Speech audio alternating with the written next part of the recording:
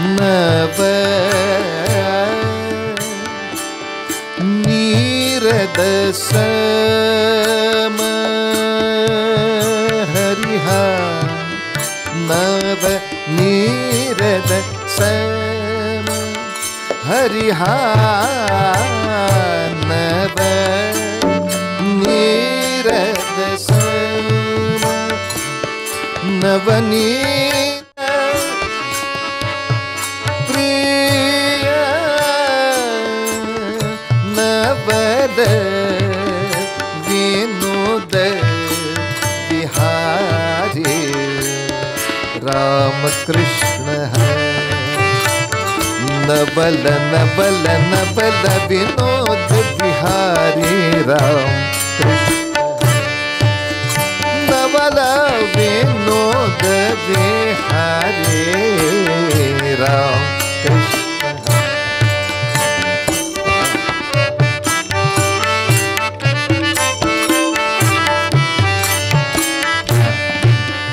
दुर्वासोनुत दुख विमोचक दुर्जन संगम हरि राम कृष्ण है दुर्वासोनुत दुख विमोचक दुर्जन संगम हरि हरि हरि राम कृष्ण है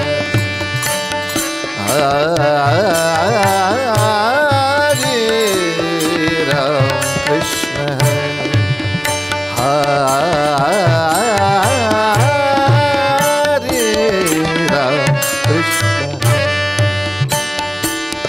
राम कृष्ण हरि राम कृष्ण हरि राम कृष्ण हरि राम कृष्ण हरि राम कृष्ण हरि राम कृष्ण हरि राम कृष्ण हरि जय जय राम कृष्ण हरि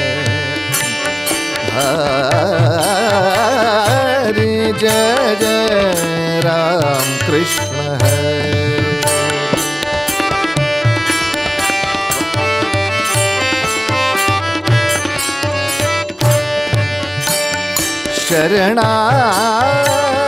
शरणागत दीना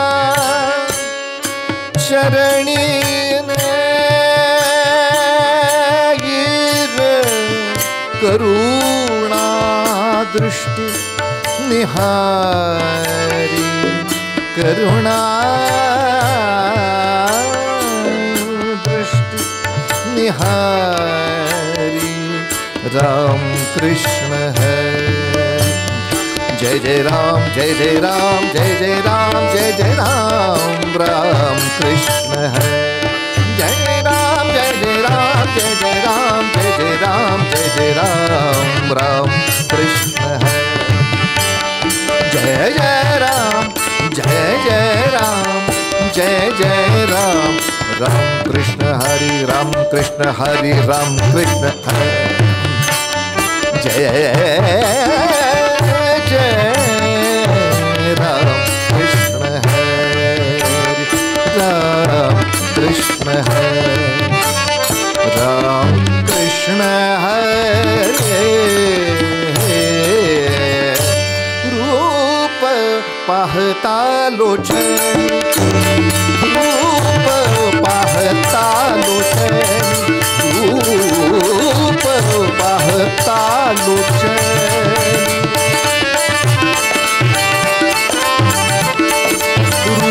रूप पाहता लोचन रूप पाहता लोचन सुख झाले वो सुख झाले वो साजणी साजणी तो हा विठ्ठल बरवा तो हा विठ्ठल बरवा ओ हा विठ्ठल बरवा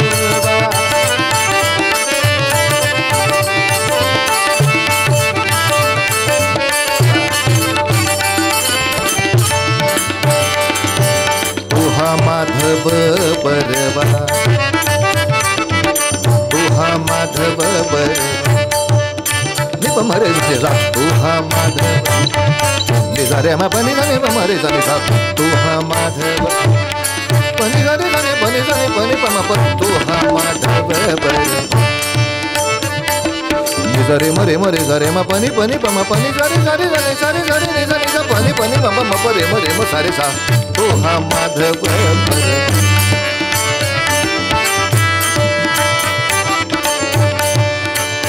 बहुत सुकृताची जोडी बहुत सुकृताची जोडी म्हणून विठ्ठली आवडी म्हणून विठ्ठली आवडी सर्व सुखाचे आगर बाप रखुमा देवी बरू बाप रखुमा देवी बरू तो हा विठ्ठल बरवा तो हा विठ्ठल बरवा तो हा विठ्ठल बरवा विठ्ठल बरवा विठ्ठल बरवा रघुपति राघव राजा राम पतित पावन सीताराम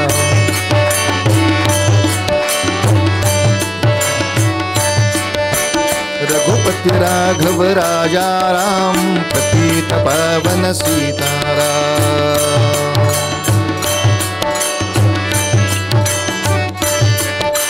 रघुपति राघव राजा राम पतित पावन सीताराम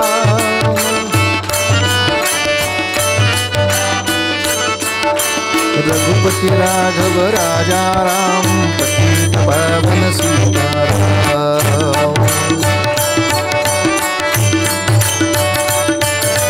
रघुपति राघव राजा राम पतित पावन सीताराम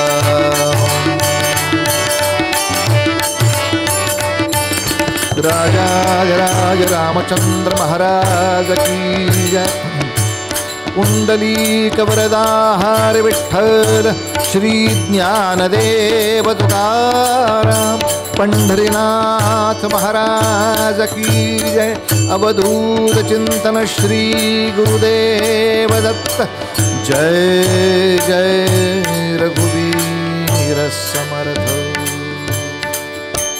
जयांचा जनी जन्मनामार्थ झाला जयाने सदा वासनामात केला जयांच्या मुखी सर्वदा नाम कीर्ती नमस्कार त्या ब्रह्मचैतन्य मूर्ती सद्गुरुनाथ महाराज की जय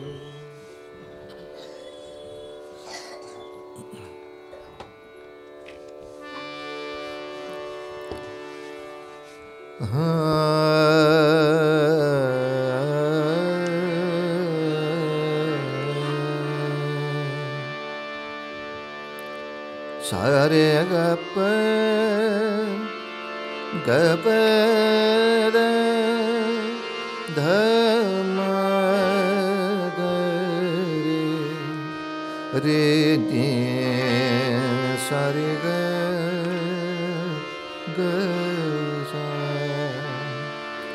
सारे गप नी दसा रे गा रे नी द गप नी ध म ग रे नी सारे ग रे ग म ग रे ग रे सा नको रे मना द्रव्यते पुढीलांचे नको रे मना द्रव्यते पुढीलांचे नको रे मना द्रव्यते पुढीलांचे अति स्वार्थ बुद्धी नरे पाप साचे अति स्वार्थ बुद्धी नरे पाप साचे नको रे मना द्रव्य ते उढिलासे नको रे मना द्रव्य ते उढिलासे नको रे मना द्रव्य ते उढिला अति स्वार्थ बुद्धी नरे पाप साचे अति स्वार्थ बुद्धी नरे पाप साचे घडे भोगणे पाप ते कर्म खोटे घडे भोगणे पाप ते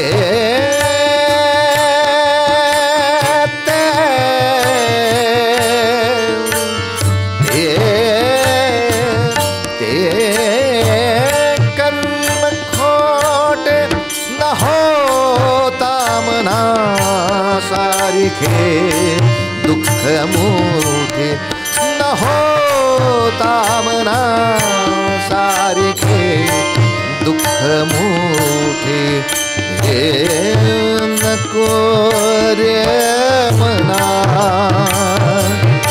द्रव्य ते उढिलास नको रे मना द्रव्य ते उढिलास नको रे मना द्रव्य ते उढिलास जय जय रघुवीर समर्थ।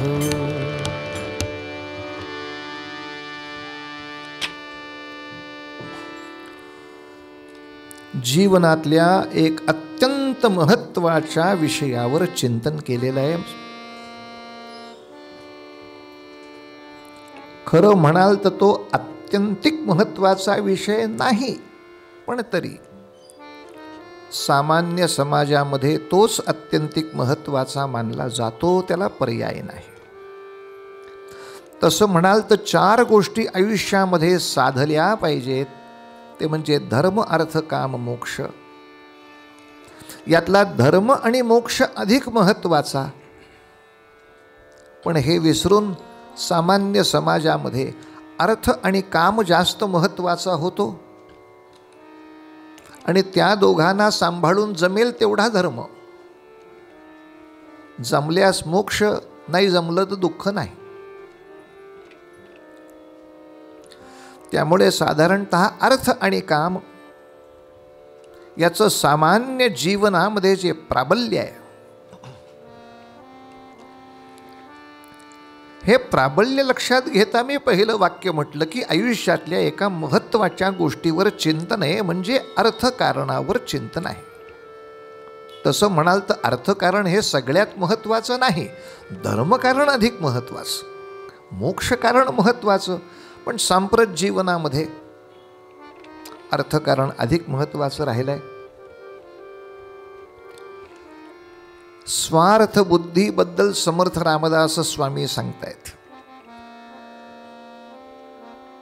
स्वार्थ शब्दाचा अगदी व्याकरण शुद्ध अर्थ जो पाहिला, स्व अधिक अर्थ,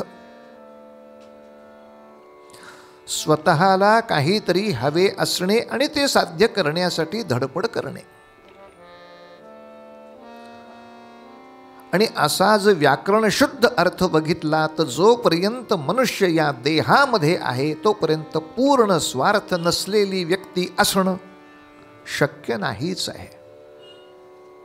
जोपर्यंत तो देह धारण करतोय तोपर्यंत त्याला कशा ना कशाची तरी त्या स्वला कोणत्या ना कोणत्या अर्थाची मग ते भले नोटा आणि नाणी या पैशाच्या स्वरूपात नसेल, दुसऱ्या कुठल्या स्वरूपात असेल, धनाचे अनेक प्रकार आहेत. तेव्हा कशा ना कशाची तरी त्याला गरज लागणारच. म्हणजे अगदी सर्व स्वार्थ त्याग केला, सर्व स्वार्थ सोडला, आता मी संन्याशी झालो.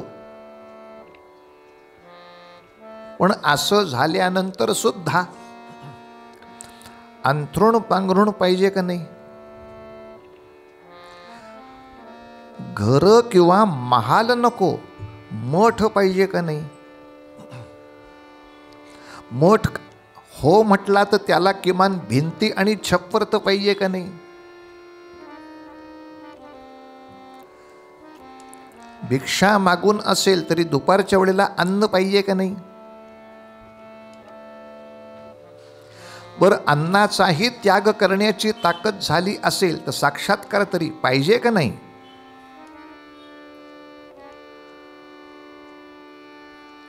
उपासनेमधली प्रगती पाहिजे का नाही? आता खरं बरेच नंगे साधू सुद्धा असे दिसतात की जे थंडीमध्ये पांघरून घेतात. मग ते असे का राहतात हा एक मोठा प्रश्नच आहे. मग त्याच्यापेक्षा नीटपणे कफनी सततच घेतली असती तर बरं झालं असतं ना. नाहीतरी देह रक्षणासाठी पांघरुण हे आपण मान्य करतोय ना. पक्वान्न नको, शिळी भाकरी तर का होईना, शिळी भाकरी नको, फळं का होईना, फळं नाही पाणी तर प्याल. त्यामुळे जोपर्यंत देह आहे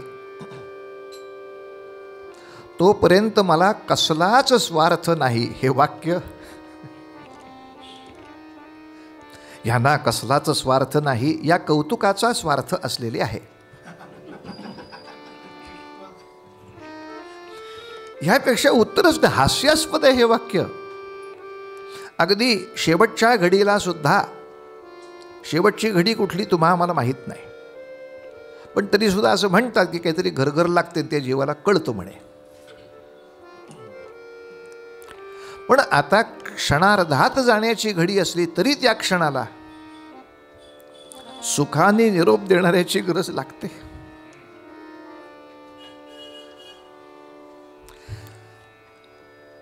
आणि पुढच्या त्या दिव्य प्रवासाला निघाला तरी गरज लागतेच.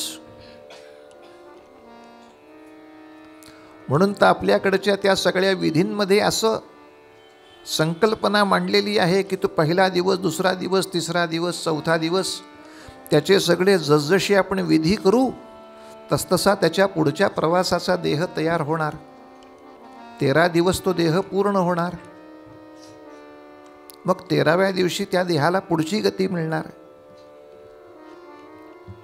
आणि मग 14वा साजरा करून आता तो पुढच्या गतीला, पुढच्या प्रवासाला गेला. पण एकेका दिवसाच्या पूजेनं त्याच्या एकेका गोष्टीमध्ये भर पडते आहे. तो देह तयार होतोय पुढे जाणारा, म्हणजे देह आहेच पुढे जाणारा, तो पुष्ट होतोय. आता त्यातली कल्पनाच समजून नाही घेतली तर मग सगळे एकदम 10व्यालाच दिवस करा, नाही ते एकदम 13वाच घ्या म्हणले. का चेष्टा करता?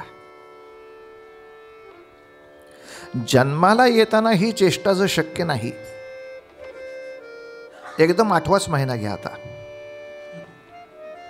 पोर पहिल्या महिन्यात नकोच आहे, एकदम 9व्या महिन्याची सुरुवात करा. गर्भारपण हे शक्य आहे का? त्याचा देह ज्या गतीनं निर्माण होणार आहे ती गती त्याला तेवढा वेळ दिलाच पाहिजे ना. नाही म्हणजे आमचा त्याच्यावर विश्वास नाही, त्याच्यावर नको, ऋषींवर तर विश्वास ठेवा. म्हणून भारताची शिक्षण व्यवस्था अभारतीय झाली असं दुःखाने म्हणावं लागतं. कारण भारतीय माणसाचा आपल्याच भारतीय ऋषींच्या बोलण्यावर विश्वास नाही, इतर कोणाचं काय करा. असो, मुद्दा आता पितृतर्पण किंवा पुढची गती हा मुद्दा नसून त्याला त्याही प्रवासामध्ये गरज आहे, मासिक श्राद्धाची गरज आहे. पहिलं वर्ष मासिक श्राद्धाची गरज आहे, नंतर किमान वार्षिक श्राद्धाची गरज आहे. श्राद्ध तिथीला पाहिजे, तारखेला नाही.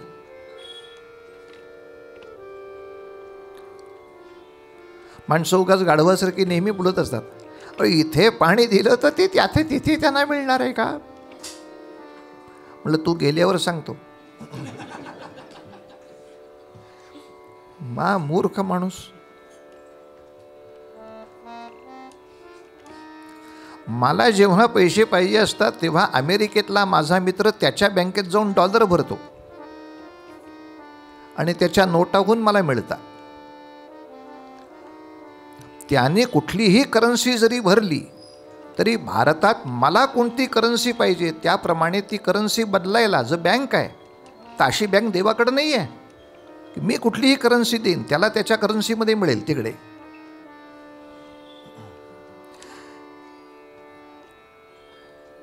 इथं टाकलेलं पाणी काय तिकडं मिळणार आहे का? मग अमेरिकेत भरलेले पैसे भारतात कसे आले?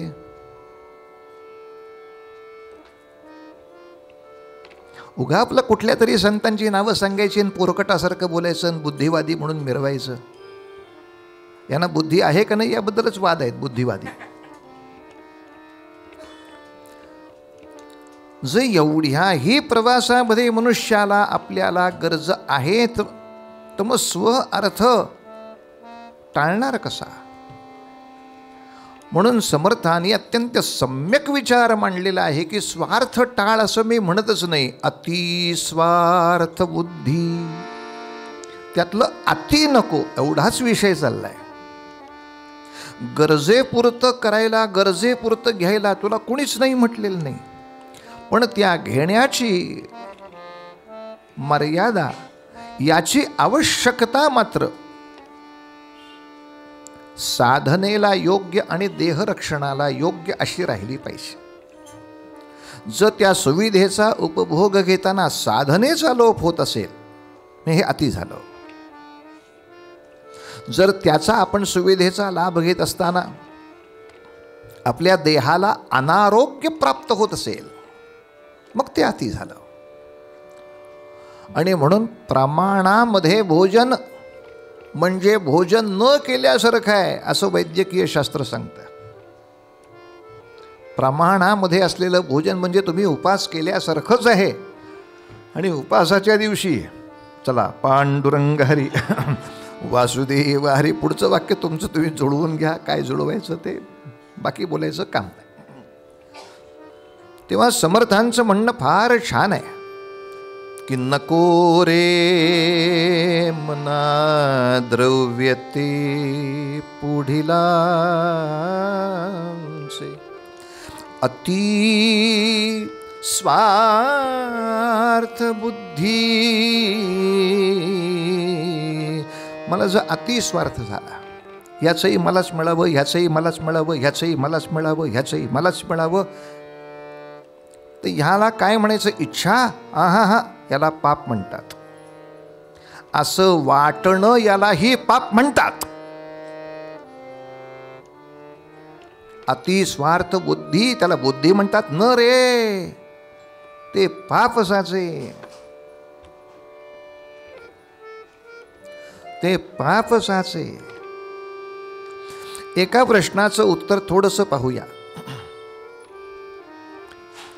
हेही मला पाहिजे तेही मला पाहिजे असं वाटणं हे जर पाप असेल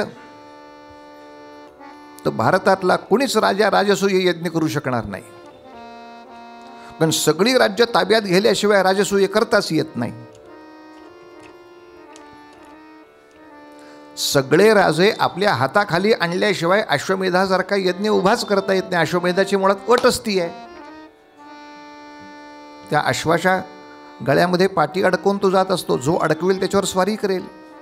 मग असं दशरथाच्या पणजोबांपासून अनेकांनी स्वाऱ्या केल्या आहेत.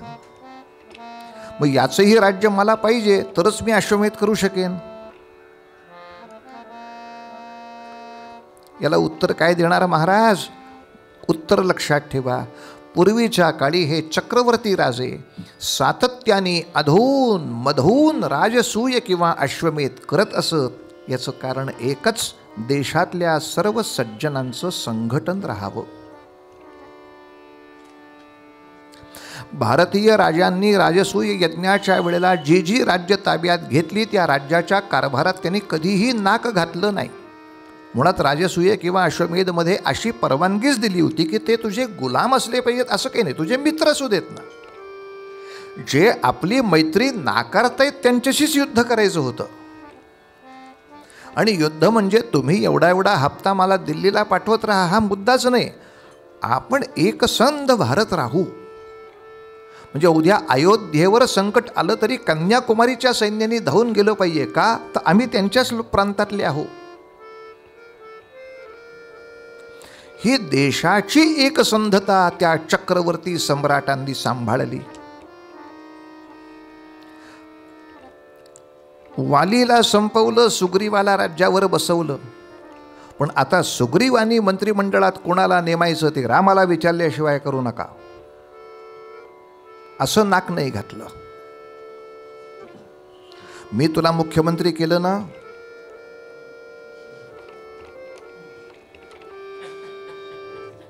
आता मंत्रिमंडळ मला विचारल्याशिवाय बघायचं नाही. याला संरक्षण खातं दे.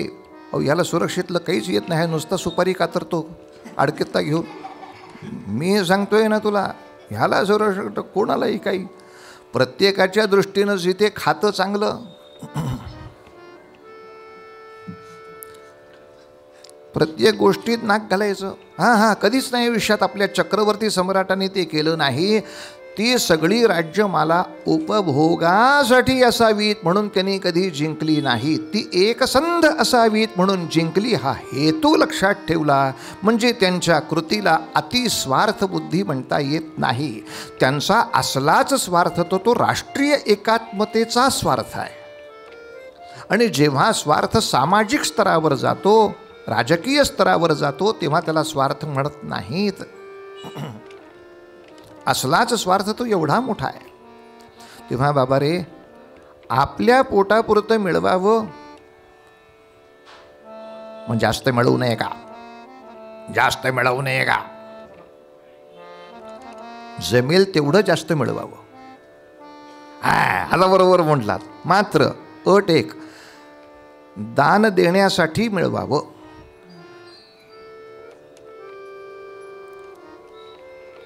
माझी भूक माझा महिना 10,000 भागतो. मला पॅकेज महिना 2 लाख आहे. घेऊ का नको? का त्यांना सांगू मला 10,000 पुरतायत? नाही नाही नाही, 2.5 लाखाचं घे पॅकेज. तुझी क्वालिटी आहे ना, जरूर घे. 2 लाखाचं पॅकेज घे. मात्र व्यवहार करताना यातल्या 10,000 प्रपंच आणि 1,90,000 दर महिन्याला दानधर्म.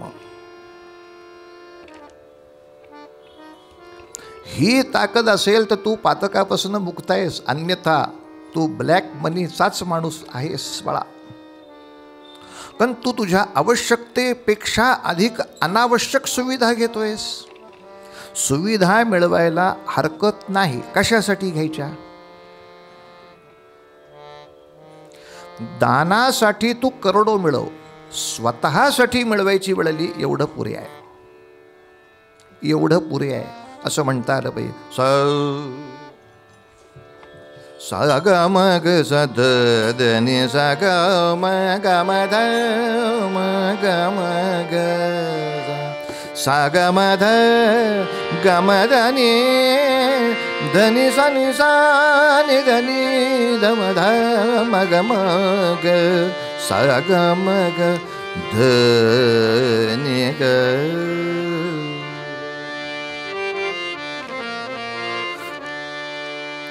सगळ्यांचं मलाच मिळावं असा विचार येणं पाप आहे. विचार येतो तो दृढ झाला की कृतीत येतो. मग त्यासाठी वाटेल ते करा. आणि समर्थ 3ऱ्या चरणामध्ये सांगतात, असं जो पाप केलं तर घडे भोगणे पाप ते. त्या पातकातून तुला मुक्ती नाही, ते तुला भोगावंच लागेल. ते भोगावंच लागेल. जे पाप कर्म तू खोटं कर्म केलंस ना, तू मला शरण ये. नाही, मला शरण येऊन तू परत काही चुका करणार नसशीलच तर मी दयेच्या अर्जाचा विचार करीन. पण मला शरण ये या शब्दाचा अर्थ आताची पाप आज धुवून टाका, उद्यापासून नवीन फाईल करायला तयार, असं कॉन्ट्रॅक्ट मी नाही घेणार, कोणीच नाही घेऊ शकणार. तेव्हा बाळा रे, जर इतरांचं, इथे पुढीलांचे पेक्षा इतरांचे असा सरळ अर्थ केला हरकत नाही. इतरांचं लुबाडण्यासाठी जर स्वतःची बुद्धी आणि कृती वापरलीस, एखाद्या वेळेला या कोर्टात सुटशील, या कोर्टात सुटशील. पण समर्थ आपल्याला त्या सुप्रीम कोर्टाची भीती दाखवतात. जन्मानुजन्म तो आपल्यावर CCTV कॅमेरा लावून बसलाय. त्याच्यापासून काय लपवशील? या जन्मातनं समजा शिक्षा न होता सुटलास, ट्रान्सफर टू पुढला जन्म, त्याच्याकडे आपोआप सेवे आहे. कथा सरित सागरामध्ये फार सुंदर कथा. एक संन्याशी माणूस गावामध्ये आला, भिक्षा मागत होता. त्या गावातल्या एका स्त्रीनं त्याला आसरा दिला. त्या स्त्रीच्या मनामध्ये पाप आलं. ती म्हणाली, मला तुमच्याबरोबर ही रात्र काढायची आहे. तो म्हणाला, नाही जमणार, नाही जमणार. ठीक आहे. तिनं जात्याची तळी उचलली आणि घरामध्ये झोपलेल्या स्वतःच्या नवऱ्याच्या डोक्यात घातली आणि गावभर ओरडायला सुरुवात केली, या माणसाने माझा नवरा मारला आणि माझ्याशी अतिप्रसंग केला. गावकऱ्यांनी पकडला. संन्याशाच्या बाजूनं कुणीच बोलायला शक्य नव्हतं. झालं, कोपरापासून 2 हात तोडा, शिक्षा. तुटले हात. अहो, तो म्हणतो, आयुष्यात कधी काही पाप केलं नाही, का उगाच मला मारताय? हा हा हा हा, बोलायचं कामच नाही. तिनं साक्ष दिली आहे. हात कटले. त्याला असा भुंड्या हाताचा हाकलून दिला गावातून आणि गावाच्या बाहेर जाऊन शंकराच्या देवळात जाऊन विचारतो, देवा काय चूक झाली म्हणून हे झालं? तेव्हा भगवंतांनी सांगावं, या जन्मातलं नव्हे. हीच महिला, ती गाय होती, तो तिचा नवरा, तो कसाई होता. गाय घाबरून धावत सुटली, कसाई सुरा घेऊन मागं धावत सुटला. तू साधूच होतास, ध्यानाला बसला होतास. गाय शेतामध्ये लपली, कसाई सुरा घेऊन मागा लागलाय. तो तुला विचारतो, कुठं आहे गाय? तू तुझ्या हाताने दाखवलंस, इकडे आहे. त्याने गाय मारली, ते सूड पूर्ण झाले. तिनं ह्या जन्मात ह्याला डोक्यात जातं घालून मारला. पण यांच्या जन्ममृत्यूचे हिशोब पूर्ण झाले, तुझ्या हाताचं काय? आणि ती शिक्षा ही गायच करणार. तिचा जीव घालवलास तू 2 हाताने रस्ता दाखवून. किमान मला माहीत नाही म्हणाला असतास तरी पुण्य होतं.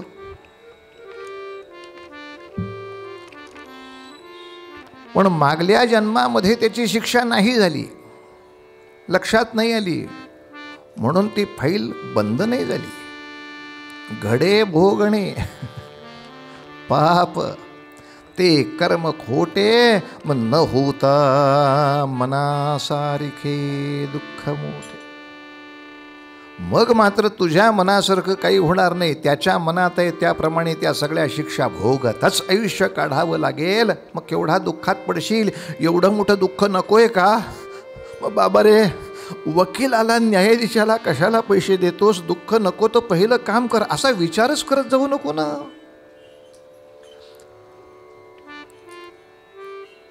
स्वामी विवेकानंद नेहमी फार गोड सांगायचे की माणसाला सुखी होणं सोपं आहे, दुसऱ्यापेक्षा सुखी होणं अवघड आहे. आपल्या सतत सुखाची तुलना दुसऱ्याशी करावी. बघा त्यांना काय मिळालं, ते त्याच्या नशिबाने त्याला मिळालं. तुझ्या नशिबाने तुला मिळवायचं असेल तर नशीब चांगलं करावं लागेल. त्यासाठी उपासना कर. ते कसं उचलून आणता येईल. आणि त्यासाठी आपला जीव अस्वस्थ कसा करता येईल असं नको करूस वेड्या. उलट देवापुढे बरेच लोक सांगतात, यांची पण 10च वर्ष नोकरी झाली, ऑफिसातल्या त्या काकांची पण 10च वर्ष नोकरी झाली, त्यांना बघा काय मिळालं, आमच्या ह्यांना काही अजून नाही मिळालं. हे काय पद्धत आहे का देवा वागण्याची? अशा वेळेला संत सुद्धा हसतात आणि हसून असं सांगतात, आपण नेहमी वजाबाक्या बघतो, बेरीज पाहत नाही. मला हे मिळालं नाही एवढं तू पाहिलंस, पण काय काय मिळालंय त्याची एकदा यादी कर बरं आयुष्यात. आणि जे मिळालंय याची जर यादी केली तर कोणीही सज्जन माणूस देवापुढे जाऊन दाय मोकलून रडेल की भगवंता तू जेवढं दिलंस तेवढीही माझी लायकी नाही. इतक्या चांगल्या घरामध्ये जन्म व्हावा हे काय तुम्ही पुण्य केलीत? इतकी वर्ष एवढं निरोगी शरीर मिळावं, इतक्या चांगल्या संधी मिळाव्यात, इतके चांगले हितचिंतक मिळावेत, इतके चांगले मित्र मिळावेत, इतकं चांगलं अन्न मिळावं, इतकं स्वास्थ्य मिळावं, या सगळ्यासाठी तू जन्माला आल्यापासून काय तपश्चर्या केलीस म्हणून हे सगळं तुला मिळालंय सांग. काही न करता एवढं फुकट मिळालं तरी पुन्हा रडतो. तेव्हा समर्थाने फार गोड सांगितलं, आपली गुणवत्ता वाढवावी का न वाढवावी? प्रचंड वाढवावी. का नाही वाढवावी? मी 10,000 पगार, मी आवडा अभ्यास करेन, माझी गुणवत्ता अशी, उद्या 5 लाखाचं पॅकेज बसेल, महिना 5 लाख, चल आपळे बुवा. पण हे महिना 5 लाख कोणासाठी? त्यातले 10,000 माझ्यासाठी. बाकी हे कारण नसताना देवाने माझ्या टाळक्यावर दिले, ते देवाला परत बाबा, हे बाबा हे तुझं तू बघ बाबा. याच्यासाठी मग 4.5 लाख का? 50 लाख मिळव. प्रश्न मिळवण्याचा नाहीये, ते मला उपभोगायला मिळालं पाहिजे या बुद्धीचा आहे. म्हणून आपल्या सगळ्या चक्रवर्ती राजांनी सगळ्या भारतातली सगळी राज्य फक्त एका छत्राखाली आणली, ते उपभोगायला बसले नाहीत कधी आयुष्यात. तुम्ही तुमचं शेती करा, तुम्ही तुमचं चांगलं करा, तुमचं सगळं छान. तेव्हा अतिस्वार्थ बुद्धी, एखाद्याच्याकडे असलेली एखादी गोष्ट बघून जर मनामध्ये अकारण अभिलाष येऊ लागला, अरे अशी गाडी माझ्याकडे असती तर, की आपणच सांगायचं, अफळे असं पाप करू नको, असं पाप करू नको, क्षमा माग देवाची. अशी असती तर म्हणजे ती तुझ्या पुण्याईमध्ये असती तर देवाने तुलाच दिली असती. तू काय त्याचा सावत्र पोरगा नाही आहेस.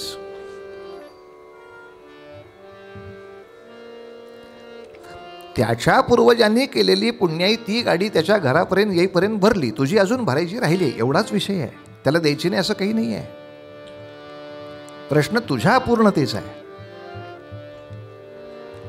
आणि तू तुझी मिळव ना, त्याचा अभिलाष करून अफळेने गाडी घेतली काय, हां आता ॲक्सिडेंटमध्ये पेटली म्हणजे कळेल त्याला काय. तू कशासाठी पण हे सगळं अशुभाचं चिंतन, त्याची गाडी पेटू दे. अति स्वार्थ बुद्धी नरे पाप साचे, घडे भोगणे पापते कर्म खोटे. बस महाराज. आणि याच्यासाठी जर महाभारतात कोणाकडे बघायचं असेल तर धृतराष्ट्राशिवाय दुसरा कोणी नाही. त्याच्या नावातच सगळं काही आहे, धृतम राष्ट्रम. तेव्हा ह्या धृतराष्ट्र नावाचं प्रकरण असं किती चुकीचं वागतं आणि त्याचा परिणाम त्याला काय भोगावा लागतो. गोष्ट काय वागला हे महत्त्वाचं नाही, त्याचा परिणाम बघून हा परिणाम नको का, मग असं नाही वागायचं. एवढा विषय डोक्यामध्ये पक्का करण्यासाठी आपल्या मूळ पद्याकडे जाऊया आणि मग आख्यानाचा आनंद घेऊ.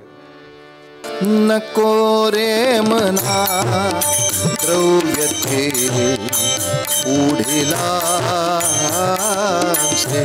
नको रे मना द्रव्यते पुढिला, अति स्वार्थ बुद्धि नरे पाप साचे, अति स्वार्थ बुद्धि नरे पाप साचे, घडे भोगणे पाप ते कर्म खोटे, न होता मना सारिखे दुःख मोठे। रघुपति राघव राजा राम पतित पावन सीताराम,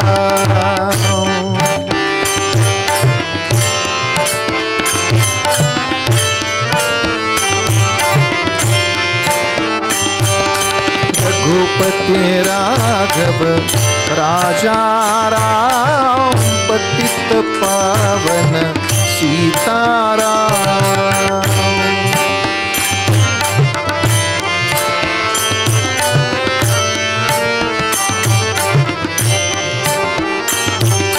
रघुपति राघव राजा राम पतित पावन सीताराम,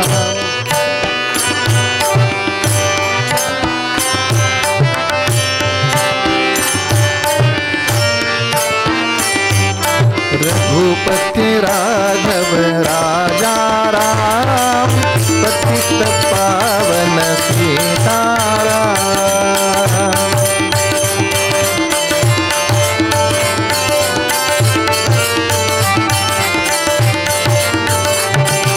रघुपति राघव राजा राम पतित पावन सीताराम,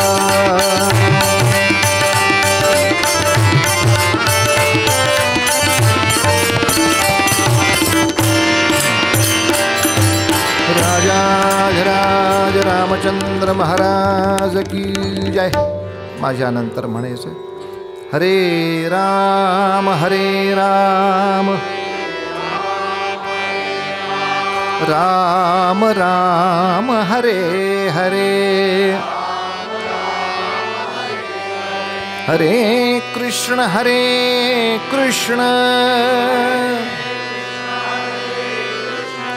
कृष्ण कृष्ण हरे हरे, गोपाल कृष्ण महाराज। 3-4 दिवसाच्या आपल्या कथानकांच्या मुळे आपल्याला थोडी माहिती झाली आहे। आज आणखीन थोडासा तपशील घेऊया। कोण धृतराष्ट्र? परत एकदा थोडं मागे जाऊया, त्याशिवाय त्या नात्यापर्यंत येता येणार नाही। हस्तिनापूरच्या राज्याचा राजा आहे शंतनू।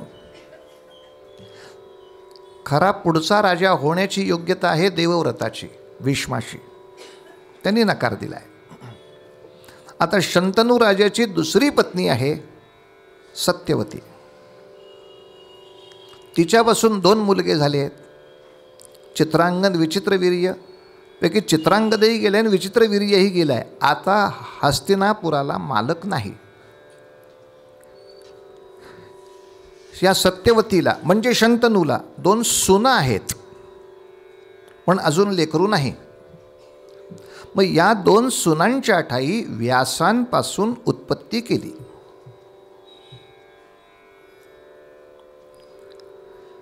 व्यासांपासून या 2 सुनांच्या पासून जे जन्माला आले तो एक धृतराष्ट्र आणि एक पंडू। आता गणिताप्रमाणे पाहाल तर धृतराष्ट्र आधी जन्माला आले, म्हणजे वयाने ते श्रेष्ठ बंधू आहेत। पंडू नंतर आला, म्हणजे पुन्हा राज्याच्या नियमाप्रमाणे थोरला मुलगा राज्यावर बसला पाहिजे।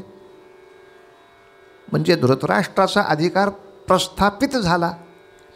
पण सगळ्या राजमंडळांनी असा विचार केला की राजाला त्या काळात 2 कर्तव्य करावीच लागतात. ते म्हणजे स्वतः युद्ध करणे आणि स्वतः न्यायदान करणे. आता ती अट राहिलेली नाही. आता सैन्य तुम्ही पाठवून देऊ शकता, तुम्ही तिकडे युद्ध करा, मी इकडे वाट पाहतो तुमची. पूर्वी राजाला प्रत्यक्ष रणांगणात येऊन त्यांनी उभं राहिलं पाहिजे आणि न्यायदान जितकं काही महत्त्वाचे जे खटले असतील ते मात्र राजासमोर सुटले पाहिजेत.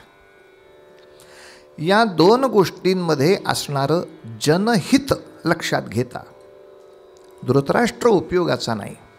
कारण युद्धामध्ये त्याला दिसत नसताना तो युद्ध करून सगळ्या सैन्याचं नेतृत्व काय करणार.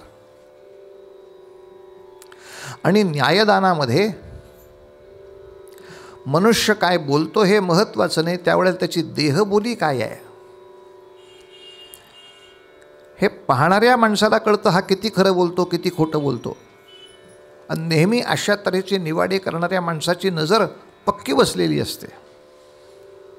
म्हणजे न्यायाधीश सोडून द्या, साध्या आगगाडीतल्या तिकीट चेकरची सुद्धा TCची नजर बसलेली असते. तो आगगाडीत आल्यावर ज्याच्याकडं तिकीट नाही त्याच्याकडेच पाहिला जातो. का ते एवढ्या गर्दीत बघितल्यावर त्याला लगेच कळतं कोणाकडे तिकीट नाही ते. प्रत्येकाचे देहबोली बदलते. त्याच्याकडे आहे त्याची देहबोली कळते. न्यायदान करता येणार नाही आणि युद्ध करता येणार नाही. मग हस्तिनापूर, आपण एवढा सगळा खाटाटोपके ऐकायला व्यासांना का बोलवलं? हस्तिनापूरला चांगला राजा मिळावा ही आपली लास्ट टॅगलाईन आहे. तर त्याला धृतराष्ट्र आत्ता उपयोगाचा नाही. मग पंडू हा थोडा पांढुरक्या वर्णाचा असेल पण किमान बाकी सगळ्या गुणांनी तो युक्त आहे. बरं, पंडूला जो आजार आहे किंवा धृतराष्ट्राची जी अपंगता आहे यातलं काहीच ज्याच्याकडे नाही, जो पूर्ण निर्भेळ आहे असा तिसरा यांना भाऊ आहे. तो विदुर नावाचा आहे, पण तो दासीच्या पोटी जन्माला आल्यामुळे त्याला राज्यावर बसायला परवानगी नाही. आता एकच पर्याय राजमंडळासमोर, पंडू.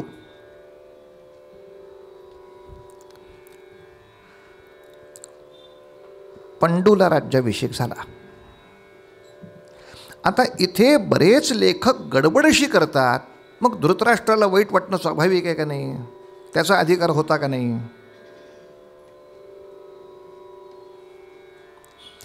तर मुळात कोणत्याही राजपदाचा अधिकार ही तुमची वैयक्तिक मालकी नव्हे. ते राज्य चालवण्यासाठी असलेलं सामंत पद आहे. आणि अशा वेळेला जो खरा शहाणा असेल, खरा विद्वान असेल, खरा सज्जन असेल, खरा प्रामाणिक असेल, त्यांनी स्वतःहून कबूल केलं पाहिजे, नाही बोला मला हे जमण्यासारखं, हे करतायत ना, चांगलं करतात. हो,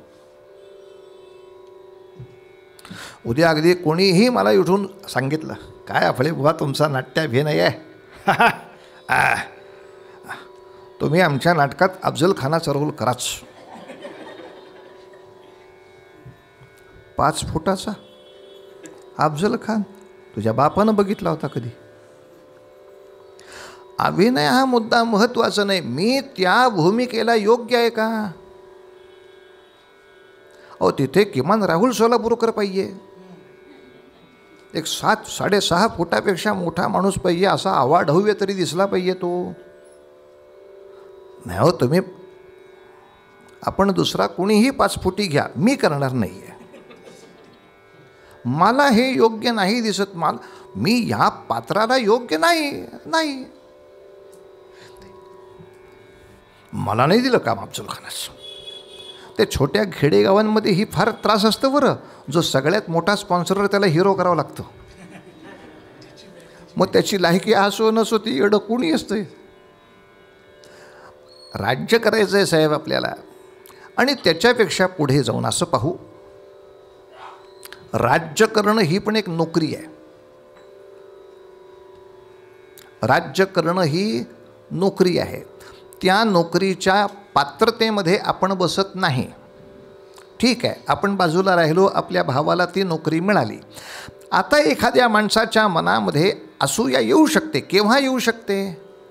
जर त्याला धनाची कमी पडायला लागली, जर त्याला सन्मानाची कमी पडायला लागली. बघा, त्याला सगळे पैसे मिळतात, मला पैसेच मिळत नाहीत. सगळे त्याला सन्मान देतात, मला सन्मानच देत नाही. आता वाईट वाटणं स्वाभाविक आहे. पण असं झालेलं नाही हे धृतराष्ट्रच सांगतायत महाभारतात.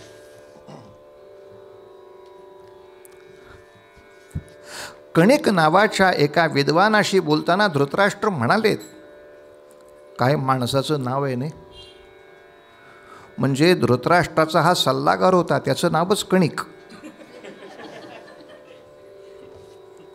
मृदुंगाचाच होता तो बहुतेक, कणिकवाला. त्याचं नावच कणिक होतं. त्यांनी जी नीती सांगितली ती महाभारतात कणिक नीती या नावाने प्रसिद्ध आहे. त्या कणिकाचं एक तत्त्वज्ञान आहे. त्या कणिकाला त्यांनी बोलवला होता. कशाला बोलवला होता? मी पांडवांचा नाश कसा करू त्याचा सल्ला मला दे, याच्यासाठी त्याला बोलवला होता. इथं कणिकाने हा प्रश्न केला, पंडूने तुझा अवमान केला का? तुला पैशाची कधी कमी पडली का? तुला सन्मानाची कधी कमी पडली का? कारण एकदा मला पार्श्वभूमी ऐकून घ्यायला पाहिजे कणिकाला बोलण्याआधी. आणि त्या कणिकाला उत्तर देताना धृतराष्ट्र स्वतःच सांगतो,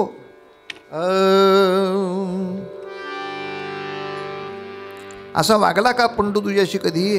नाही हो.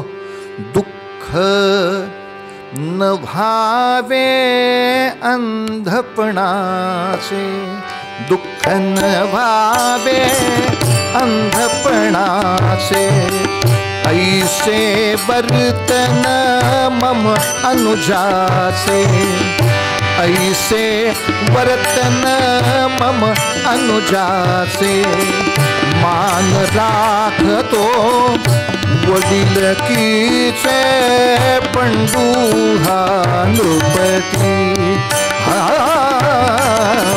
मान राखतो वडिलकीचे पंडू हा नृपती.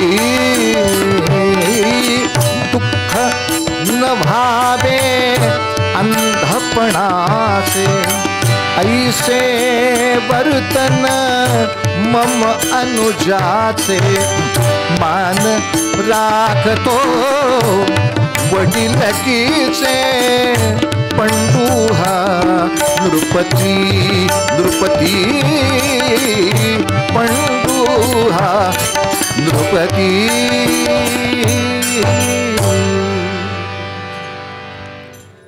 पंडूंनी दिग्विजय केला.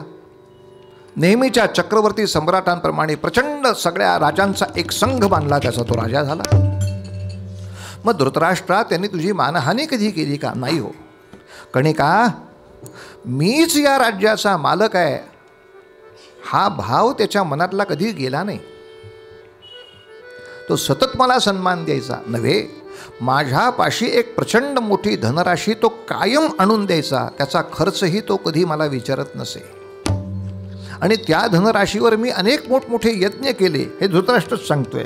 काय साक्षीदार आहे आपला.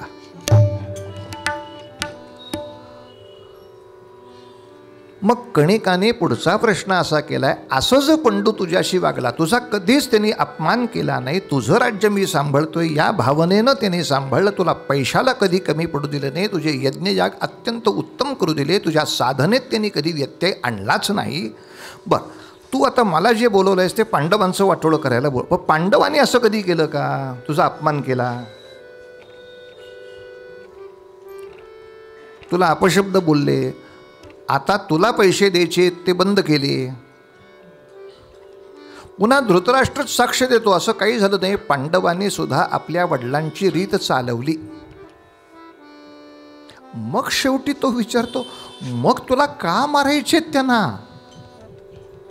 आणि याचं स्वच्छ कारण त्यांनी सांगितलं, त्यांनी माझा कितीही सन्मान केला आणि त्यांनी मला कितीही धन दिलं तरी मी राजा आहे, या वाक्याचा जो आनंद आहे. कारण पंडू राज्यावर बसलेला असल्यामुळे तो गेल्यानंतर पंडूची मुलं पांडव राज्यावर बसणार, मी कधी राजा होणार? पण मी राजा होणं हे न होण्यामध्ये कोण रागवू शकतो? माझी पात्रता आहे आणि मला तिथे बसू देत नाही तो रागवू शकतो. माझी पात्रता नसताना मला ते मिळत नाही याचा राग काय? आणि याच्यामध्ये आपलं धर्म अर्थ काम मोक्षामधला धर्म थांबलाय का? प्रचंड यज्ञयाग चालू आहेत, अनेक अनुष्ठानं चालू आहेत. बरं, त्याला वाटेल तो खर्च करा. मांडवाला 1.5 कोटी लागले, तुला विचारायला कोणी येत नाही की लाखात मांडव मिळतो, 1.5 कोटी कशाला टेंडर लावलं? पंडूही कधी पैशाचा हिशोब विचारत नाहीत, पांडवही कधी पैशाचा हिशोब विचारत नाही. मग हे अरे उलट तुझा मान ठेवणारे तुझे पुतणे हे राज्यावर आहेत, याचा तुला आनंद का नाही? नाही, अतिस्वार्थ बुद्धी. हे तर पैसे मला मिळालेच आहेत, माझी योग्यता नसताना त्या पांडवांचा राजा असण्याचाही सन्मान मला कायमचा मिळावा, माझी लायकी नसताना ते मला मिळावं असं वाटणं, याला पाप म्हणायचं. आणि मग त्या पातकाची पुढं फळं. आता फार निरूपण नाही करता येणार. ते पातक आहे ते त्या धृतराष्ट्राचं चाललंय, तो स्वच्छ सांगून टाकतो, माझा कोणी अपमान केलेला नाही, मला पैसे सुद्धा कमी पडत नाहीत, माझा धर्म आणि मोक्ष उत्तम चालू आहे, अर्थ आणि काम उत्तम चालू आहे, मग काय त्रास आहे? असूया वाटे मला पांडवांचे, असूया वाटे, हो असूया वाटे, असूया वाटे मला पांडवांचे, धर्मराजा भीम अर्जुनाचे, धर्मराजा भीम अर्जुनाचे, या उपाय रामबाण साचा, या उपाय द्यावा. उपायाचं नाव रामबाण. कशाचा रामबाण? भावांना कसं मारावं यासाठी रामबाण. वाह, द्यावा उपाय रामबाण साचा, कसा करणे रे नाश पांडवांचा, कसा करणे हे, कसा करणे हे, कसा करणे रे नाश पांडवा. काय करू सांग? कणिक म्हणाला, शेवटी ठीक आहे, कन्सल्टन्सी हा माझा व्यवसाय आहे, तू चुकीचं सगळं बोलतोयस हे मला सगळं कळत आहे की हे काही तुला उपयोगाचं नाही, काही गरजच नाही आहे तुला याची, पण आता मागितलाच आहे सल्ला आणि त्याचे तुम्हाला पैसे देणार आहेस, देतो. तर कणिकानं एक पहिली छोटीशी नीती त्याला अशी सांगितली, ज्याचं वाईट करायचंय त्याच्याशी अधिक गोड बोलावं, त्याची प्रचंड स्तुती करावी आणि स्वतःकडे सातत्याने असहाय्य अवस्थेत आपण आहोत असं रडल्याचं नाटक करावं. एवढ्या 3 गोष्टी पाळ, तुझ्या मनासारखं होतंय सगळं. असह्य हो. आणि काल आपण हा विषय पाहिला की धर्मराजांनी हे दुःख, धृतराष्ट्रांनी हे दुःख धर्मराजाला उघड सांगितलंय की युधिष्ठिरा, धर्मराजा, तू पंडूचा मुलगा थोरला, तुला राज्य मिळणार, पण तूच राजा जर झालास तर माझ्या मुलाला कधीच राज्य मिळणार नाही रे. मला पण नाही का वाटत माझा मुलगा राजा व्हावा, तू सांग बरं उपाय. युधिष्ठिर म्हणाला, सोपा उपाय आहे. काय? हस्तिनापूर साम्राज्याचे 2 भाग करा, एका भागाचा राजा मी एका भागाचा राजा दुर्योधन. आता धृतराष्ट्राला राजा व्हायला मिळालं नाही, हे वाक्य आयुष्यातनं काढून टाकायचं. राजा व्हायला मिळालं. दुर्योधनाला राजा व्हायला मिळालं नाही, हे त्याच्या दुःखाचं कारण संपलं. हस्तिनापुराच्या एका पूर्ण भागाचे तुम्ही स्वतंत्र राजे, 2 राज्यच वेगळी केली, एक हस्तिनापूर एक इंद्रप्रस्थ. एक हस्तिनापूर एक इंद्रप्रस्थ. सगळंच्या सगळं पूर्ण इंटेंट हस्तिनापूर फक्त धृतराष्ट्राच्या नावे. शंतनू हस्तिनापुराचा राजा होता. त्या हस्तिनापुराचं राज्य पंडू करत होता. पंडू बाजूला झाला. तुम्ही हंगामी सरकार होतात, पण तुम्हाला हंगामी सरकारच कायम राहावं अशी इच्छा आहे. पंडूचा मी मुलगा आहे, अधिकारी मी आहे, मी राज्य सोडत आहे. याच्यापेक्षा मोठा राजा कोण पाहिजे? काय युधिष्ठिराची ताकद आहे? सगळं हस्तिनापूर फक्त तुमचं. आता मला राजा व्हायलाच मिळालं नाही असं रडायचं नाही परत. माझ्या मुलाला राजा असं रडायचं. राज्य दिलेलं आहे, राज्य दिलेलं आहे. पण पुढची गोष्ट लक्षात ठेवा, म्हणजे धृतराष्ट्र कसा पातकी येते लक्षात येतं. इंद्रप्रस्थ मिळाल्यानंतर, म्हणजे इंद्रप्रस्थ प्रस्थापित केल्यानंतर पुन्हा पंडूसारखाच पांडवाने दिग्विजय केलेला आहे. पांडवाने दिग्विजय केला, राजसूय यज्ञ केला, आणि राजसूय यज्ञामध्ये या सगळ्यांना नातेवाईक सन्माननीय म्हणून बोलवलं. धृतराष्ट्र आला नाही, पण बाकी सगळे आले. दुर्योधन आला, दुःशासन आला, कर्ण आला, शकुनी आला, ते वैभव बघायला आला. बरं, कृष्ण अशा गंमतशीर कामं करायचे, त्यांनी सगळी कामं ह्यानंच दिली यज्ञातली. दिग्विजय झाल्यामुळे धर्मराज झाला होता भारताचा सम्राट, आणि दुर्योधन होता हस्तिनापूरचा, फक्त यूपी गव्हर्नमेंटचा मुख्यमंत्री. तो फक्त यूपी पुरता मुख्यमंत्री झाला, हा भारताचा पंतप्रधान झाला. आता राजसूय यज्ञात कन्याकुमारीचे लोक येणार, केरळचे येणार, कर्नाटकचे येणार, मध्य प्रदेशचे येणार, हरियाणाचे येणार, आसामचे येणार, ते सगळे गिफ्ट देणार. या सगळ्यांना रिटर्न गिफ्ट पाहिजे ना द्यायला. या रिटर्न गिफ्ट देण्याचं काम कोणाचं? कृष्ण म्हणले दुर्योधनाचं.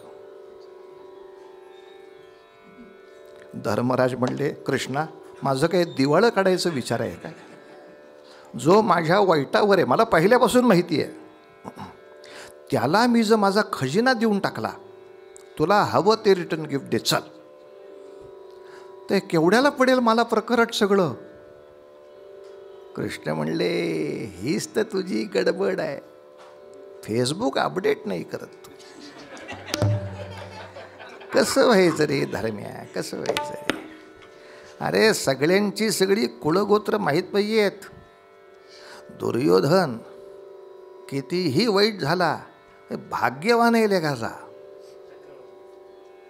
आणि त्याचं भाग्य असं आहे की तो 5ही बोटावरती चक्र आहे, सुदर्शन त्याच्या चक्रांकित हात आहे त्याचा, आणि ज्योतिषशास्त्राप्रमाणे तो जेवढं देईल त्याच्या 5 पट परत येणार आहे.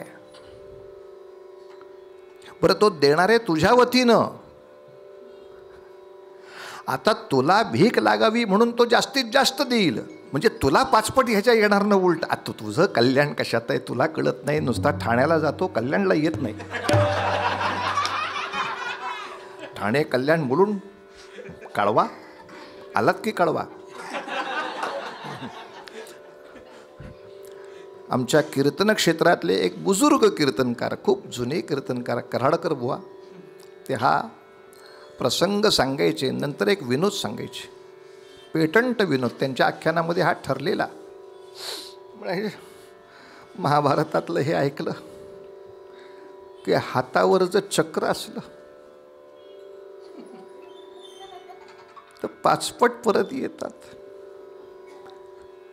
कराडकर बुवांचा आवाजच मुळात असा चढा गडी, आणि असं काय झालं महाराज, होय आम्ही ऐकलं. आणि मग ज्या ज्या गावामध्ये कीर्तनाला गेलो त्या गावातल्या प्रत्येक ज्योतिषाला हात दाखवला. सांग रे याच्यावर काय आहे? चक्र बघ रे, कुठं चक्र आहे का? माझ्या हातावर कुठे चक्र आहे का? पण सगळ्या ज्योतिषांनी सांगितलं, बुवा हातावर चक्र नाही, 5ही बोटावर फक्त शंख आहेत. आणि चक्र असेल तर ते पायावर आहे. फेरा मेल्यानो सगळीकडे. पांडुरंग हरी वासुदेव पांडुरंग हरी. पांडुरंग पडला. बुवांची खासियत होती कराडकर बुवा. अहो आमच्या बोटावर शंख, पायाला चक्र फिरतंय. म्हणजे मी काय माणूस. दुर्योधनाची ही गंमत तुला माहीत नाही. त्या राजसूय यज्ञामध्ये दुर्योधनानं ते सगळं वैभव बघितलं, सगळं वैभव बघितलं. पुन्हा एकदा बापासारखं पोर आहे, याच्या मनामध्ये असूया. परवा हा विषय पण, हे सगळं वैभव फुकटचं कसं मिळेल याचं चिंतन. नको रे मना द्रव्यते. बरं हे वैभव तुला मिळवणं अशक्य आहे का? कारण राजसूय जेव्हा करायचा होता त्याच्या आधी त्याला सगळ्यात मोठी आडकाठी जर कोणाची असेल तर ती जरासंधाची होती. जरासंधानं भारतातले 86 राजे अटकेत टाकले होते आणि या 86 राजांची राज्य त्यांनी हडप केली होती. जरासंध जिवंत आहे तोपर्यंत कोणीच राजसूय करू शकत नाही. असं असताना गोपालकृष्ण भीमाला घेऊन तिथे गेले. त्यांनी जरासंधाशी युद्ध केलं, जरासंधाला मारला. 86 राजे एकदम अटकेत न सुटल्यामुळं पहिलं समर्थनच 86 लोकांचं मिळालं की तुमच्यामुळं बाहेर आलो. आता यांच्याबरोबर 86 आहेत म्हटल्यानंतर कोण 87 आडवा येणार आहे? आपोआप भारत हातात आला. पण यासाठी आम्ही जे जरासंधाला मारला, हा जरासंध फक्त पांडवांशीच कुस्ती खेळणार आहे, दुर्योधनाशी खेळणार नाही असं काही आहे का? तुम्ही जायचं होतं, तुमचे हात धरलेत का आम्ही? पर धर्मराजांनी, भीमानी, कृष्णाने दुर्योधनाला अशी बंधन घात, तू कुठेही युद्ध करायचं नाहीस, तू जायचं होतं ना. हस्तिनापुरातल्या दुर्योधनाला दिग्विजय करायचा आहे. अरे आमच्याकडे तर 5च भाऊ होते, तुझ्याकडे 100 होते लेका. म्हणजे दुर्योधनाच्या दृष्टीनं दिग्विजय किती सोपा आहे. म्हणजे भारताचे 100 भाग करायचे फक्त, एकेका भागाला एक एक भाऊ पाठवायचा. 5व्या वर्षात तुला चक्रवर्ती सम्राट झाला असता. तुला मिळवायला कुणी नाही म्हटलं नाही, तू मिळवलं नाही, दुसऱ्याने मिळवल्याला पुढील असे द्रव्य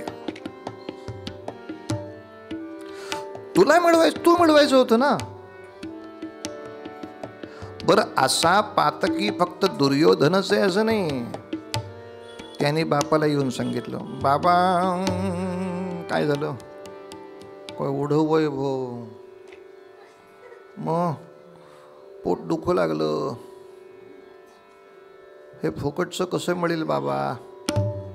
कसं मिळेल म्हणजे? परवा कळलं आपल्याला, जुगार खेळायला बोलवा धर्मराजाला, त्याला ते व्यसन आहे. व्यसनामध्ये बसला माणूस की फसला, त्याला व्यसन आहे, त्याला द्यूत खेळायला बोलवा. दुर्योधन म्हणतोय मी त्याला दूत खेळायला बोलवतो, तुमची आहे ना परवानगी? लक्षात घ्या, दुर्योधनाच्या कितीही मनात असलं तरी धृतराष्ट्राची परवानगी असल्याशिवाय द्यूत होत नाही. कारण काही झालं तरी दुर्योधन हा युवराज आहे. पांडव बाजूला झाल्यानंतर राजा म्हणून राज्याभिषेक जर कुणाला झालाय तर तो धृतराष्ट्राला झालाय. त्याचं जे दुःख होतं, मला राजा होता येत नाही, मला राजा होता येत नाही, एक मग धृतराष्ट्र मेल्यावर ते दुर्योधनालाच मिळणार आहे. तो युवराज झालाच आहे, नॉमिनी दुर्योधनच आहे. पण ना चक्रवर्ती होण्याचा प्रयत्न धृतराष्ट्रांनी आयुष्यात केला, न्या आपले बाबा चक्रवर्ती व्हावे म्हणून या 100 पोरांनी काही हातपाय हलवले. आता ज्या पासाने हलवले त्यांच्यावर तुमचा, हे सगळं फुकटचं मिळावं ही फक्त दुर्योधनाची नाही, ही धृतराष्ट्राचीही इच्छा आहे. म्हणून राजाची संमती असल्याशिवाय हा डावच होऊ शकत नाही. आणि कणिकाचं सांगितलेलं धृतराष्ट्राच्या बरोबर लक्षात आहे. पांडवांना बोलवायला पाठवला कोण? विदुर. विदुर काकाबद्दल त्यांच्या मनात नितांत प्रेम आहे, नितांत आदर आहे, ते त्याला नाही म्हणू शकत नाही. उलट विदुराने तिथे जाऊन सांगितलंय, मला वाटत नाही धर्मा तू यावंस. तो जरी माझाच भाऊ असला तरी तो काय पद्धतीचा आहे ते मला माहिती आहे, तुलाही माहिती आहे खरं. तो उगाच मी सगळे डाव जिंकीन या ओव्हर कॉन्फिडन्समध्ये जाऊ नको. तो डोळे बंद असताना जे करू शकतो ते आपण बरेच लोक उघड्या डोळ्यांनी करू शकणार नाही होत. बरं, विदुर कित्येक वेळेला धृतराष्ट्रालाही सांगतोय, अरे नको असं वेड्यासारखं करू, तू स्वतःच्या कुळाचा सर्वनाश करून घेतोयस हा मूर्खपणा करून.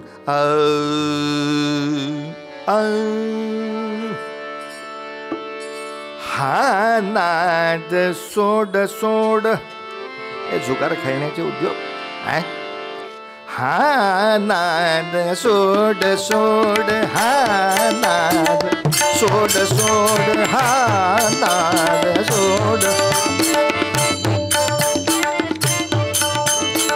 मित्र करीती बोध गोड, हे मित्र करीती बोध गोड, हा नाद सोड सोड, हा नाद सोड सोड.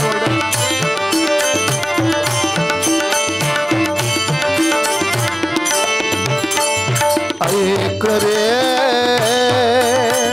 या बोधा, ऐक रे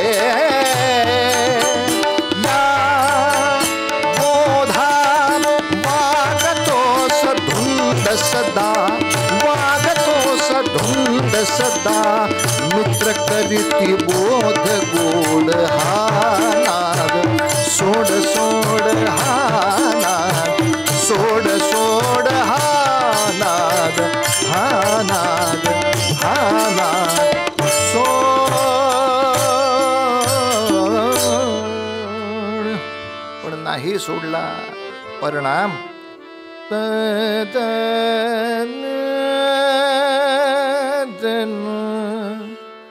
तन न न न न न न तन न न रे रे रे रे रे रे रे.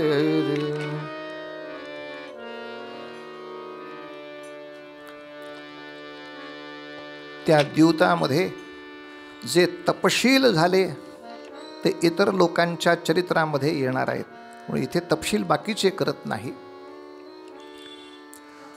पण 12 वर्ष तुम्ही वनवास करा, 1 वर्ष अज्ञातवास करा, मग परत येऊन हे राज्य घ्या. ही बोली धृतराष्ट्रानं केलेली आहे. पांडवांची समजूत घालताना धृतराष्ट्र इतकाच म्हणाला, अरे मला पण वाटत नव्हतं रे हे द्यूत व्हावं. असहाय्यतेचं नाटक करत राहायचं, मला हे वाटत नाही. पण दुर्योधनापुढं माझं काही चालत नाही रे, माझं पूरच असं, आता काय करू मला सांग बरं. सगळं चुकीचं झालं, ते द्यूतही चुकीचं, सगळं मला मान्य आहे. पण आता द्यूतामध्ये घेतलेलं राज्य आता लगेच कसं काय परत देणार हे.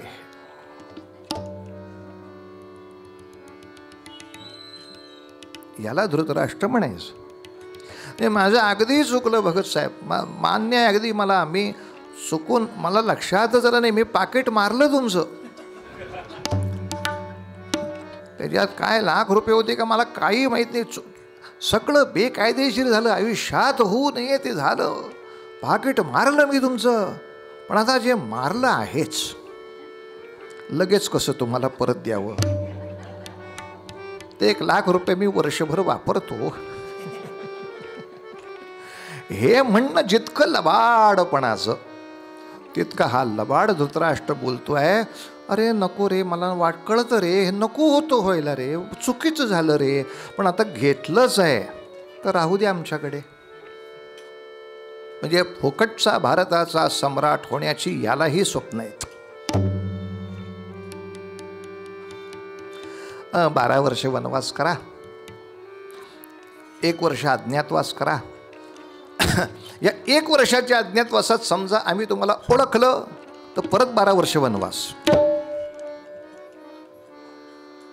म्हणजे साई सुट्ट्या भोज्या केल्यासारखं चाललंय वेळेपण. परत 12 वर्ष वनवास, परत 1 वर्ष अज्ञातवास.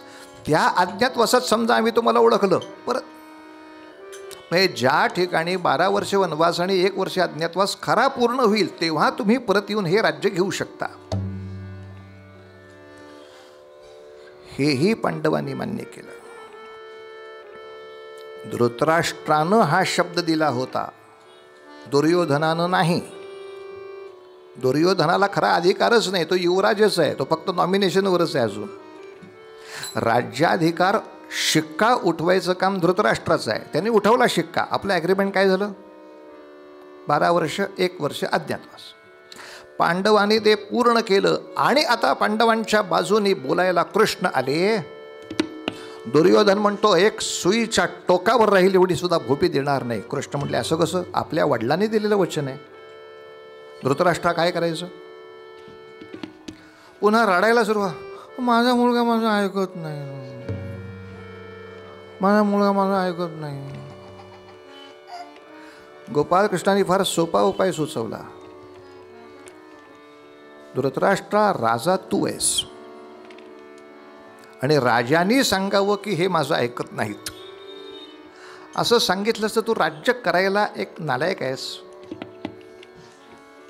आणि तुला जर तू प्रामाणिकपणे हे वाटत असेल तर सोपा उपाय आहे, दुर्योधनाला तुरुंगात टाक.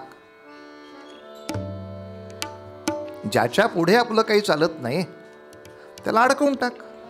बरं, तुला तो अधिकार आहे, तू राजा आहेस. माझं हे मत आहे, मी यांच्याशी असं ॲग्रीमेंट केले, ते व्हायला पाहिजे. दुर्योधन आडवा येतो का? चल आतमध्ये. दुर्योधनाला अटकेत टाक ना. ते तर मी करू. म्हणजे याचा अर्थ ही दुर्योधनाची नव्हे, ही तुझी इच्छा आहे की पांडवांना न्यायाने असलेलं राज्य मिळू नये. आणि कृष्णाने ती जाणीव करून दिली. याच्या पुढे जे होईल या सगळ्याचा धनी दुर्योधन नाही. सगळ्या पापाचं खापर धृतराष्ट्रात तुझ्या डोक्यावर फुटणार आहे. का तू असताना हे झालेलं आहे, तू राजा असताना हे झालेलं आहे. बाकी तपशिलाची आवश्यकता नाही, पण असं वागलं तर काय होतं असं व्यास दाखवतात. महाभारताच्या युद्धात 100च्या 100 मुलं मेली, बापाला पाणी द्यायला कोण शिल्लक नाही. जर ते पाप केलंस तर पुढच्या जन्मात एखाद्या पापाची फळं जातात, पण एखाद्या वेळेला देवाची करणी माहीत नाही. तू याच जन्मात हिशोब पूर्ण करून देणार तुला बहुतेक. घडे भोगणे पाप. 100 मुलं गेली, पांडवांना विजय मिळाला. आता तरी शहाणा हो. आपल्या चुकीच्या वागण्यानं असं झालं नाही ना. भीमाला निरोप पाठवला, मला भेटायला ये. भीम निघाला. कृष्णाने मध्येच विचारलं, काकांनी बोलवलंय. अजूनही न सांगता काकांकडे जायची इच्छा आहे तुम्हाला तर?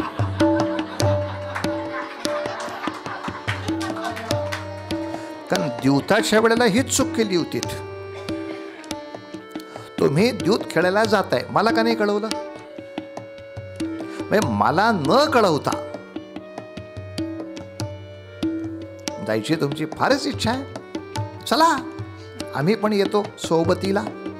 का तुम्हाला अकला नाहीत, आम्हाला बरोबर धरावं, पण आम्हाला लाज आहे ना तुम्हाला सोडायचं नाही. ही प्रश्न उभयपक्षी आहे.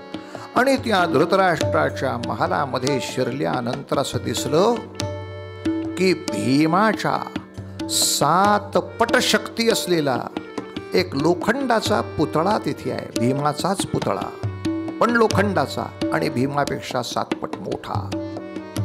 कशासाठी होता तो? दुर्योधन त्याच्यावर गदेचा सराव करायचा. भीमाला पाहिल्याशिवाय त्याला तो छेव चढत नसे. म्हणजे भीमाने दुर्योधनाने कित्येक वर्ष त्या पुतळ्यावर तडातड गदेचे वार करूनही तो फुटलेला नाहीये. इतका ताकदीचा पुतळा भीमाचा. कृष्णाने फक्त हँडब्रेक लावला भीमाला काष्ट्यात हात घालून. मी सांगेन तिथंच थांबायचं बरं. आता माझं थोडं ऐकायचं आहे. पुतळ्यापाशी थांबा. अरे काकांना भेटायचंय. काका येतील. इथं थांबा. काका येतील. इथंच धरून ठेवलं. आणि फोन केली. हाक मार फक्त. त्यांनी पुतळ्यापाशी उभारून हाक मारली. काका मी आलोय. सटदिशी सिंहासनावर धृतराष्ट्र उभा राहिला. 4 पावलं पुढे आला. ये भीमा, ये भीमा. काका मी 100 कौरव मारले. तुम्हाला तोंड कसं दाखवू. मला पुढे पाऊल टाकवत नाही. तुम्हीच या.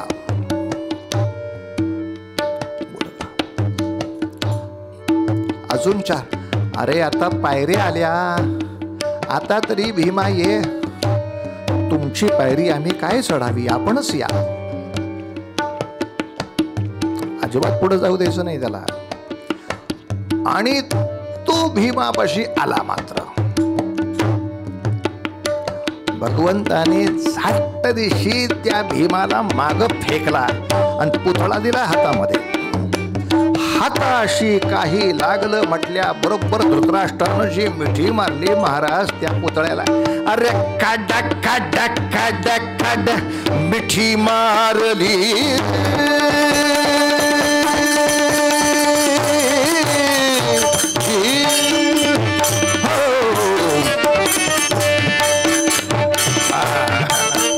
अरे काढा काढा काढा मिठी मारली लोहाच्या पुतळ्यात. काढा काढा काढा काढा मिठी मारली लोहाच्या पुतळ्यात.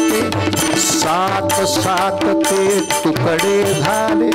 7 ते तुकडे झाले. ऐशी शक्ती त्या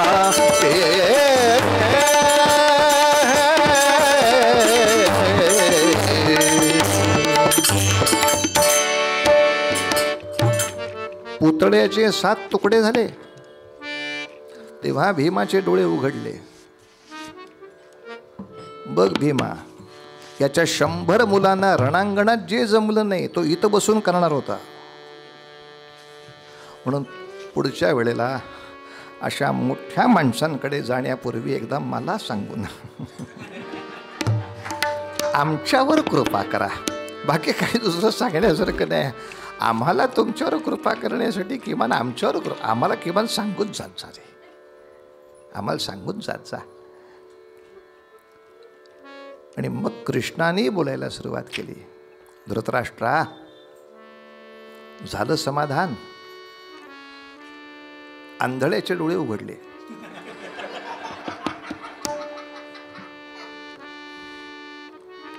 कृष्णा तू इथे आहेस. तुला काय वाटलं युद्ध संपल्यानंतर पांडवांना सोडून मी निघून जाईन आणि तू पुन्हा सगळ्या पांडवांना मारून राज्यावर बसशील. या राज्यावर बसण्याची तुझी योग्यता राहिलीच नाही. आता महायुद्धामध्ये या राज्यासकट पुन्हा सगळं भारतवर्ष धर्मराजाने जिंकलाय. त्यांनी त्याची योग्यता सिद्ध केली आहे. त्याला मान्यता दे. शहाणा असशील तर.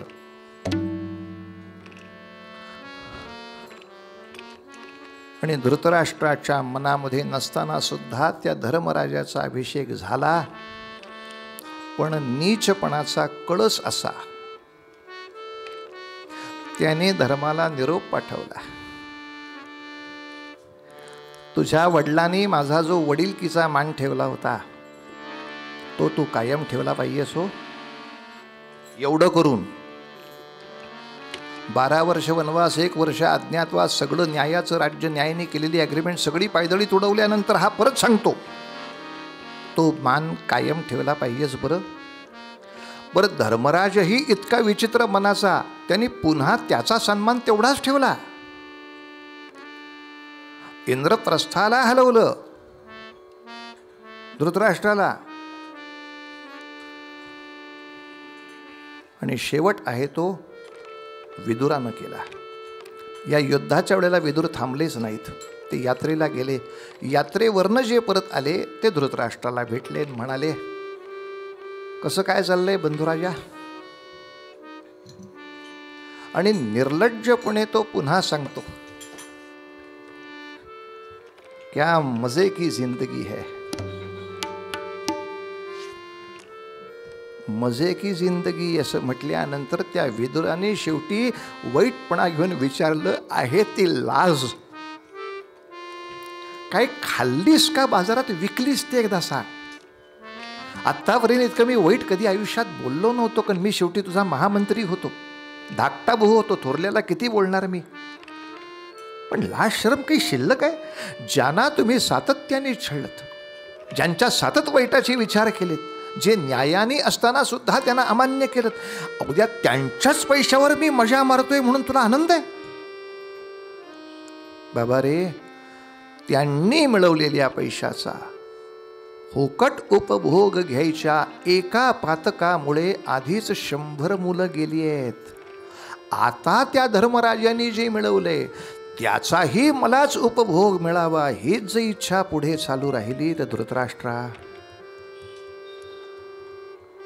वाईट एकच आहे, तुला राजा म्हणून ते मान्यता देतील आणि सगळी प्रजा ही राजाची मुलं होतात. जे कौरवांना त्रास भोगावे लागले ते देशातल्या नागरिकांना तुमच्यामुळे भोगावे लागतील. कशाला ही अभिलाषा ठेवता? कशाला ही अभिलाषा ठेवता? भाग्यवान विदुर आहे बाबा, किमान तेव्हा तरी त्यांनी त्याचं ऐकलं आणि धृतराष्ट्राला गचांडी धरून त्यांनी हिमालयाकडं नेलं. इथं तपश्चर्या करत आता आयुष्य संपव. सारखं नको लोकसभा, सारखं नको विधानसभा. दुसऱ्याची 75 झाली म्हणून जर आनंद मानायचा असेल तर आपण आता 80च्या पुढे आहोत.